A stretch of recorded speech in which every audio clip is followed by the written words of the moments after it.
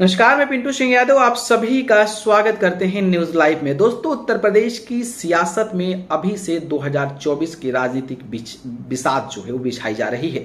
Samajwadi party से नाता तोड़कर अलग हो चुके सुभाष उपाध्याय ओम प्रकाश राजभर की बीजेपी के साथ नजदीकियां बढ़ने लगी है। मंगलवार को देर रात राजभर अपने बेटे के साथ मुख्यमंत्री योगी आदित्यनाथ से मुलाकात की। राजभर ने एक तरफ अखिलेश यादव के खिलाफ मोर्चा खोल रखा है तो वहीं दूसरी तरफ योगी के साथ मुलाकात कर रहे हैं। ऐसे में सूबे में सियासी तरसा तेज हो गई है। राजभर क्या फिर से बीजेपी से हाथ मिलाएंगे? ऐसे कई सारे सवाल लोगों के जहन में आ रहे हैं। सीएम योगी आदित्यनाथ से मिलने के भले ही शिष्टाचार मुलाकात बताया जा रहा हो, लेकिन सूत्रों के मुताबिक आगामी लोकसभा चुनाव को लेकर दोनों नेताओं के बीच बातचीत हुई है। बीजेपी ने 2024 के लोकसभा चुनाव में यूपी की 80 में से 80 सीटें जीतने का टारगेट रखा है, तो वहीं बिहार के सियासी बदलाव के बाद नीतीश कुमार विपक्षी दलों को एकजुट करने में लगे हैं और यूपी की फूलपुर सीट से उनके चुनाव लड़ने की चर्चा तेज है।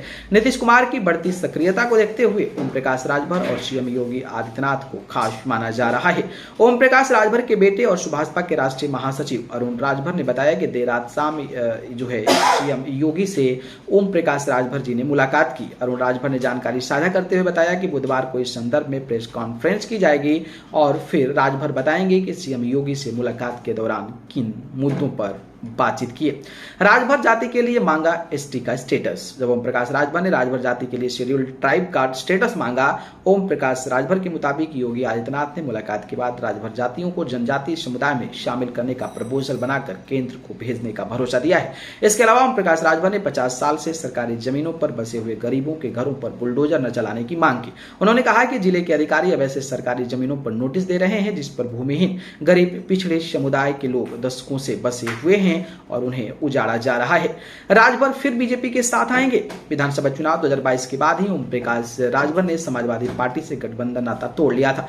राष्ट्रपति चुनाव के दौरान अघोषित रूप से भाजपा के साथ राजभर घुल मिल चुके हैं और अखिलेश को लेकर मोर्चा खोल रहा है। ऐसे में सीएम योगी आदित्यनाथ के साथ राजभर की मुलाकात को लेकर सियासी गलियारों में हलचल तेज हो गई है कि क्या फिर से बीजेपी से हाथ मिलाएंगे। सपा से अलग होने के बाद ओम प्रकाश राजभर 2024 के लोकसभा चुनाव में एक मजबूत ठिकाना तलाश रहे हैं, क्योंकि उनकी पार्टी के नेता लगातार उनसे दूर हो रहे हैं। इतना ही नहीं, समाजवादी पार्टी से अलग होने के बाद राजभर ने खुले तौर पर बसपा के साथ गठबंधन करने की बात भी कही थी, लेकिन मायावती ने उन्हें कोई खास तवज्जो नहीं दिया। इसके बाद राजभर की बीजेपी नेताओं के साथ लगातार नजदीकियां बढ़ने लगी है। बता दें कि ओम प्रकाश राजभर योगी आदित्यनाथ पर पिछड़ा विरोधी होने का आरोप लगाकर 2019 के लोकसभा चुनाव के बाद बीजेपी से अलग हो गए थे। इसके बाद राजभर ने सीएम योगी के बारे में बहुत कुछ कहा, लेकिन अब उनके सुर बदल गए हैं और ओम प्रकाश राजभर ने पिछले दिनों कहा था कि सीएम योगी आदित्यनाथ ईमानदार हैं, लेकिन कुछ अधिकारी हैं जो सरकार की छवि को मिट्टी में मिलाने का काम कर रहे हैं। उन्होंने कहा था कि योगी सरकार में व्यापारी सुरक्षित महसूस कर रहा है।